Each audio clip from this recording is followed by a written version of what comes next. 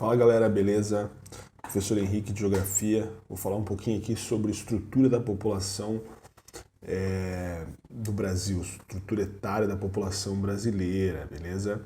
Primeira coisa que a gente tem que lembrar, pessoal, é sobre a pirâmide etária. A pirâmide etária que é um gráfico que vai trabalhar ali com as faixas etárias, certo? Aquele gráfico de pirâmide etária ali, beleza?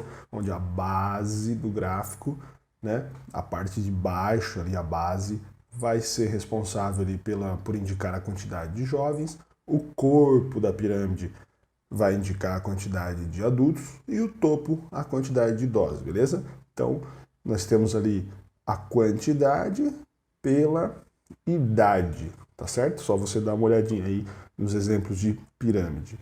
Nós temos 4 tipos de pirâmide etária aí, tá? Pirâmide jovem, que vai ser uma pirâmide com a base bem larga, indicando um grande número de jovens, né, obviamente, né, de crianças, uma taxa de natalidade alta, e aí essa pirâmide ela vai estreitando até o topo, tá certo? Indicando aí uma grande mortalidade. Então, natalidade e mortalidade elevada, taxa de natalidade, taxa de mortalidade elevada, indicando aí uma população jovem porque nasce muito, porém morre muito também. Então isso indica um país subdesenvolvido. Quando a gente tem uma pirâmide etária de país jovem, nós temos que pensar em políticas públicas para trabalhar com esses jovens, né? Então, bastante criança, eu preciso ter escola, preciso ter um grande número de creches, né?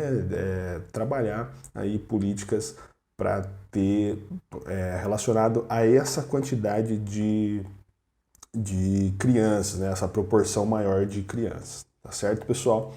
Temos a pirâmide adulta. A pirâmide adulta, ela vai ter ali, vai começar a estreitar a base dela e vai ter o corpo mais largo, ela vai ser mais gordinha, o meio, tá? E o topo ainda é estreito, mas já começa a largar um pouquinho. Essa pirâmide, então, ela vai indicar o quê? O grande número de adultos, tá certo?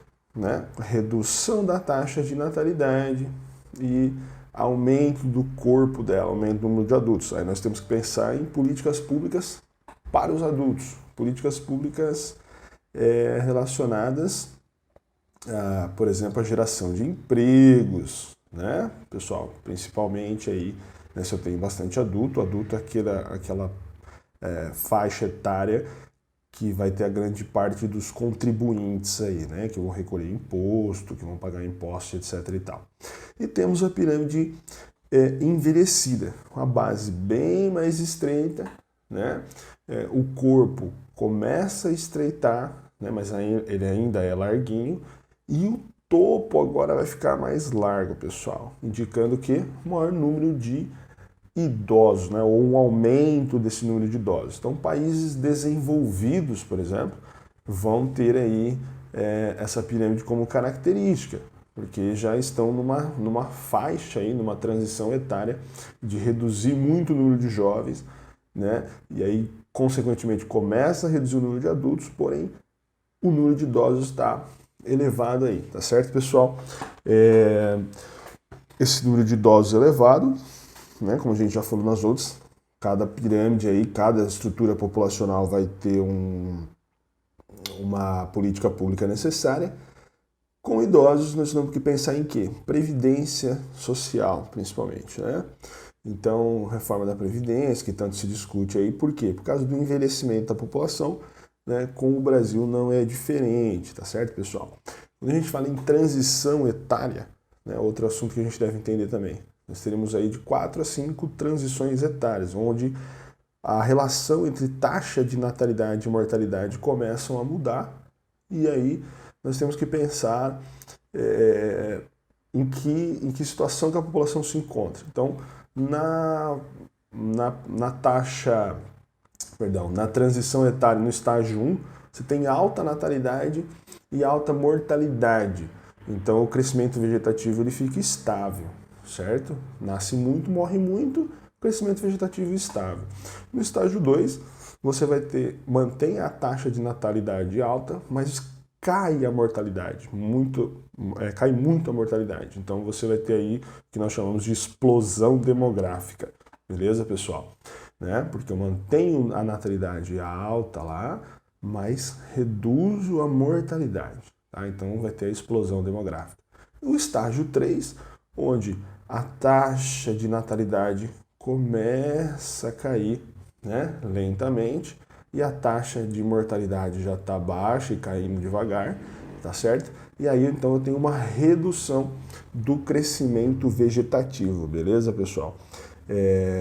O Brasil está nesse estágio 3 aí, né, onde a mortalidade nós já reduzimos ela há algum tempo, agora a natalidade está caindo.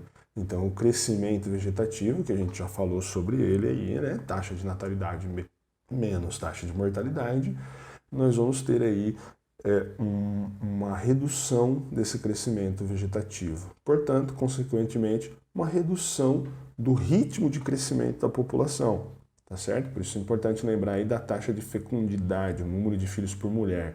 Se o número de filhos por mulher reduziu, a taxa de natalidade também vai reduzir. Beleza, pessoal? E aí a população começa a crescer num ritmo mais lento, né? Se nós chegarmos no estágio 4, onde a natalidade já está muito baixa, assim como a mortalidade, ou ela pode, a natalidade, ficar menor que a mortalidade. E aí nós vamos ter um crescimento vegetativo negativo e um envelhecimento da população muito grande. Beleza, pessoal? Tá certo? Então dá uma olhadinha aí nos estágios, né, da transição demográfica. Eu acabei não comentando ali, né, da outra pirâmide etária.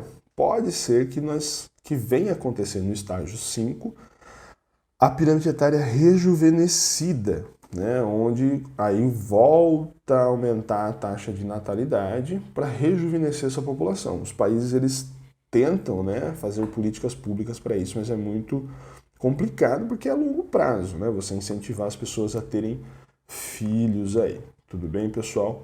Tranquilo? Então dá uma olhadinha aí nos tipos de pirâmides etárias, é muito importante isso, tá?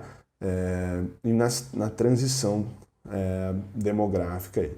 Lembrando que o Brasil é um país hoje envelhecido, ou está em envelhecimento, né?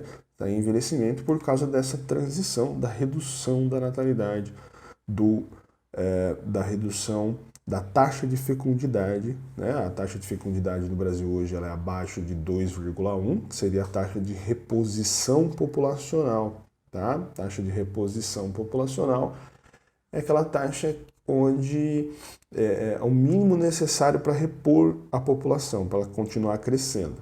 Beleza, pessoal? Então dá uma olhada nos gráficos aí da população brasileira. A perspectiva é que daqui a alguns anos a população já comece a diminuir, tá? Ela já vai começar a diminuir aí. A gente ainda está aumentando a nossa população, tá bom? Pessoal, fatores da transição etária, né? O que vai fazer com que, por exemplo, nós tenhamos aí essa redução da natalidade, que vai ser o principal aí, e a redução da mortalidade, que nós já vemos, o Brasil já vem reduzindo há algum tempo essa mortalidade, tá? Os principais fatores são, você vai fazer ali melhoria sanitária, os avanços medicinais para reduzir a mortalidade, né? E a redução da natalidade está relacionado à mulher inserida no mercado de trabalho, principalmente. No Brasil, isso é cada vez mais realidade. Nos países desenvolvidos, isso já é muito forte, tá? Então, a mulher ela vai ter menos filhos aí, porque está inserida no mercado de trabalho, vai se dedicar ao trabalho. A urbanização é muito importante. Então, o Brasil ele vem se urbanizando. O Brasil já é um país urbano desde a década de 70, onde começa ali a população urbana já ter uma porcentagem maior que a população rural, certo, pessoal?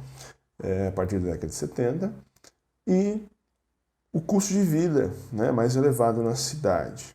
Tudo bem, pessoal? Então, esses são os principais fatores aí da transição demográfica. Beleza?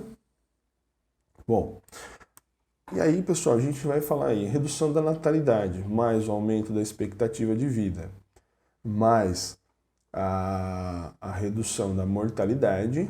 Como já disse, nós temos uma redução do ritmo de crescimento demográfico, o envelhecimento da população brasileira e a redução da população economicamente ativa, APA, aquele pessoal que está em idade apta para o trabalho, tá certo? E o aumento dos gastos previdenciários. Tá? Então, essa é a realidade da população hoje aí do Brasil e de outros lugares do mundo também. Alguns já passaram por isso, outros irão passar com certeza. Tá certo, pessoal? Essa foi a aula aí, espero que tenha ajudado vocês. Bons estudos e até a próxima.